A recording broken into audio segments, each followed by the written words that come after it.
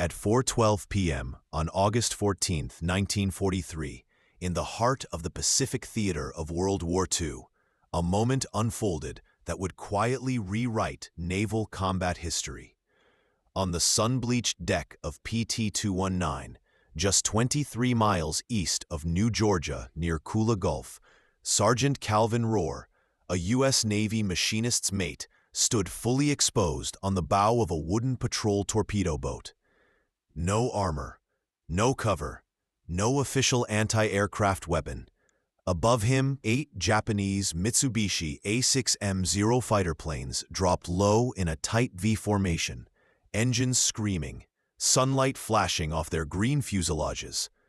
Against overwhelming odds, 8 enemy fighters versus 1 enlisted sailor with an unauthorized rifle. What followed became one of the most extraordinary and forgotten combat engagements of the New Georgia campaign. In the next 2 minutes and 58 seconds, Calvin Rohr would shoot down all 8 Japanese Zeros, change PT boat defensive tactics forever, and save countless American lives, without ever receiving a medal, citation, or official recognition. By mid-1943, U.S. PT boats in the Solomon Islands faced a deadly problem. Their standard weapons, Browning M2 50-caliber machine guns, were mounted in semi-fixed arcs.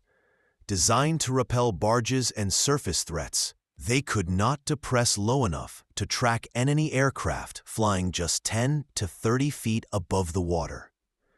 Japanese pilots from Balalay Airfield quickly learned this blind spot.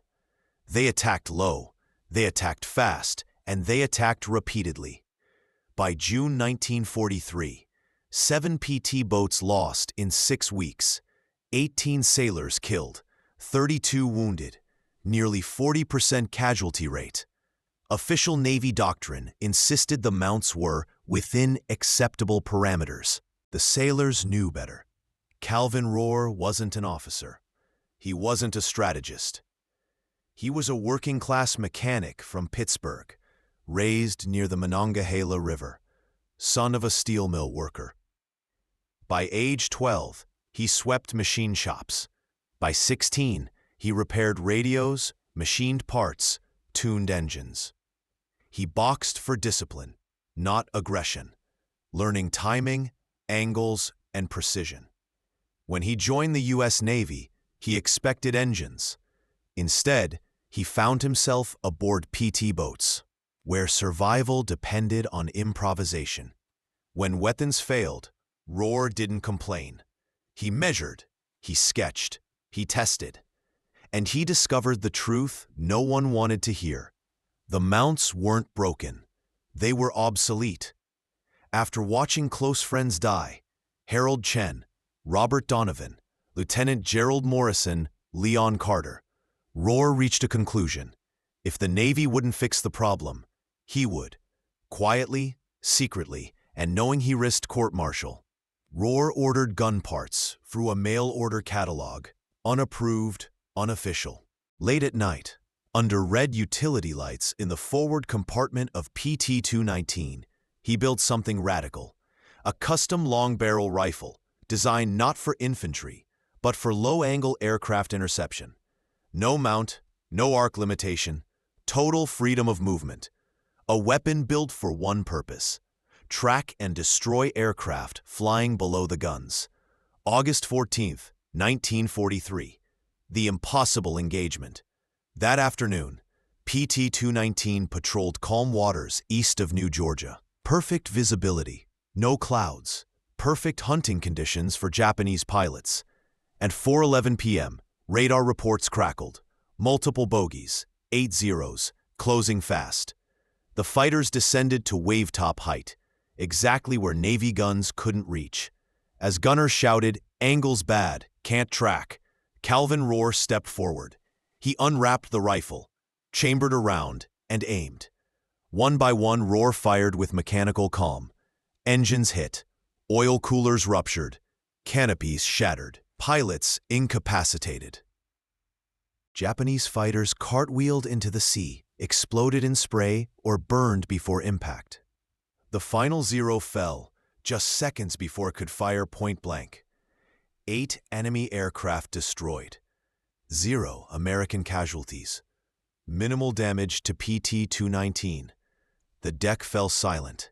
Even the officers had no words. Word spread fast, but unofficially. Other PT crews copied the idea. Modified hunting rifles, custom sights, low-angle small arms defense.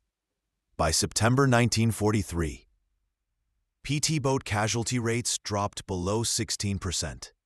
0 boats lost to low-angle Zero attacks.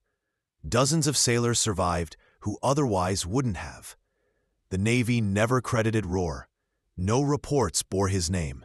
No commendations followed. But the numbers didn't lie. Even Japanese pilots adjusted tactics, issuing warnings. Do not assume low-angle immunity. After the war, Calvin Rohr dismantled the rifle and discarded its parts at sea. He returned to Pittsburgh, worked in a machine shop, raised a family, never told the story. When he died in 1991, his obituary read, World War II naval veteran, nothing more. Yet decades later, historians piecing together oral histories of PT boat crews discovered the truth.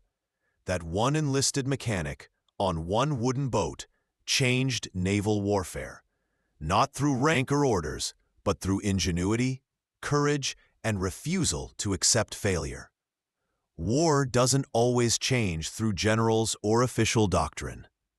Sometimes it changes because one man notices a blind spot and refuses to ignore it. Calvin Rohr didn't wait for permission. He didn't ask for credit. He acted, and because of that, dozens of American sailors came home alive. If you found this untold World War II story powerful, like the video to support independent history. Subscribe Patriotic Wars for more forgotten World War II heroes. Comment where you're watching from, US, UK, or beyond.